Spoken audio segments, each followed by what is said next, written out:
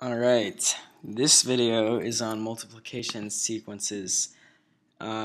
Basically in any sequence where you have a constant variable multiplied by the integers in order, there will be a pattern in the summation of the digits via sign notation. So let me start off with the most basic example, that'd be 1. So 1 times 1, 1 times 2, 1 times 3, times 4, 5, and so on. And the answers are, of course, 1 times 1 is 1, 1 times 2 is 2, 3, 4. I have the worst handwriting. You guys are probably so crazy about it. Alright, so the obvious pattern here is if you take the sign notation and you sum it for the answer, right, of these numbers over here. You'll get, for the first one, 1, because 1 plus nothing is 1, then 2, then 3, and so on. And once we get to 1 times 10, we have 10, so we go all the way down to 9, and then we get to 10. 1 times 10 is 10. We sum the digits 1, 1, and 0, so 1 plus 0 is 1. And then we have 11. 1 plus 1 is 2. So you can see the pattern here is 1, 2, 3, 4, 5, 6, 7, 8, 9, and then it repeats 1, 2, 3, 4, 5, 6, 7, 8, 9, and it'll keep doing that forever. That's pretty obvious though, that's just 1. But this works with any numbers when you're multiplying. So let's say, for example, 7. 7 times 1, 7 times 2, 7 times 3, 7 times 4. So let me just write out all those answers real quick. 7 times 1, and then we get to 14, right? And then 7 times 3 is 21. 7 times 4, 28. 7 times 5, 35. 7 times 6, which is 42. 7 times 7, 49. 7 times 8, which is 56. 7 times 9, which is 63. 7 times 10, which is 70, and so on. If we add the digits that make up this sequence, 7 just is 7, right? 7 plus nothing. 1 plus 4 is 5. 2 plus 1 is 3. 2 plus 8 is 10. And then once we have 10, we have to add the 1 and the 0. So that'll get us 1. Then 3 plus 5 is 8. 4 plus 2 is 6. 4 plus 9 is 13. So once we have the 1 and the 3, we have to add those. So we get 4. 5 plus 6 is 11. And when we have the 11, we're going to add these two. 1 plus 1 gets us 2. 6 plus 3 is 9. 7 plus 0 is 7. So the pattern here is 7, 5, 3, 1. So it's just going down from the odd numbers, right? 7, 5, 3, 1. And then it switches over to the even numbers. 8, 6, 4, 2.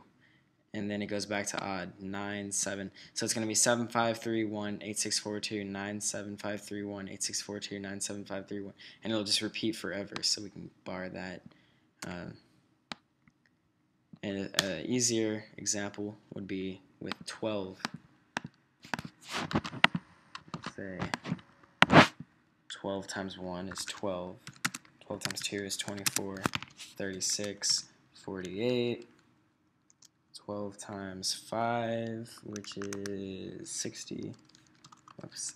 12 times 6, which is 72. 84, 96, and so on. And we take the, excuse the B, and we take the same thing we were doing, the infinite sigma sum sign notation of all numbers, of all numbers of this series. We will get 1 plus 2, which is 3, 2 plus 4, which is 6, 3 plus 6, which is 9, 4 plus 8, which is 12, and once we have that 12, we add the 1 and the 2, so that gets us 3. 6 plus 0 is 6, 7 plus 2 is 9, 8 plus 4 is 12, Again, add the 1 and the 2, so we get 3. 9 plus 6 eventually sums to 6, so you can see we get 369, 369, 369, and that'll continue forever as well. And this works with all numbers. It's not just 12, 1, and 7. I could be here all day giving examples if I wanted. I'll give one last example, I guess. I'll do 11, so because those are easy to write out, right? 22, 33, 44, 21. What are we on? 11 times 12 is 132. And then we have 143. Is that right? 11 times 13, 143. Yeah. 154, 165, 176. It's a neat pattern. Just goes down 1 each time. Alright, so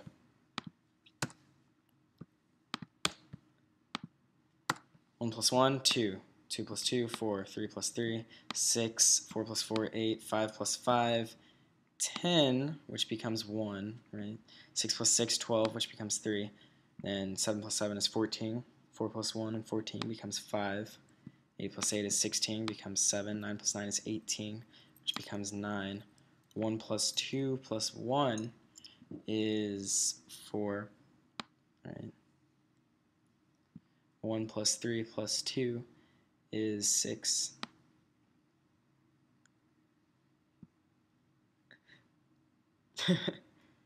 Did I skipped one. Alright. Wow, that's foolish of me. I skipped 11 times 10, which is simply 110. So that explains where the missing 2 was. Right. Let's move that over. 1 plus 1 plus 0 is 2. So as you can see, this will be 2, 4, 6, 8, 1, 3, 5, 7, 9, 2, 4, 6, 8, 1, 3, 5, 7, 9. So it's the even numbers ascending.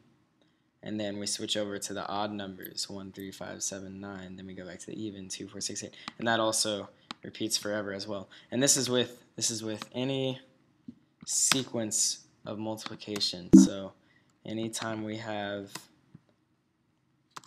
a constant integer, right, times x, such that x is continuously increasing, so it equals the previous x plus 1, right? Then the answer, which we'll just call a sub n, if you take the infinite sum of the digits, of all the digits of a sub n, you will have a pattern and a sequence that will bar. So whatever that pattern is, let's call it f of x for now. It will repeat itself, just like we had 369, 369, 369 for the 12s, and so on. So that's a cool little pattern involving decimology. It's non-algebraic. Well, I guess it's sort of algebraic, but it's a pattern nonetheless. And basically, whenever you use sign notation, it's non-algebraic. And when you start off with the simpler numbers like 1, it may seem pretty obvious, and that one actually is algebraic. But once you get into adding the digits over like we did in the 7 example, that's definitely non-algebraic, and it still works. So that's a neat pattern I found.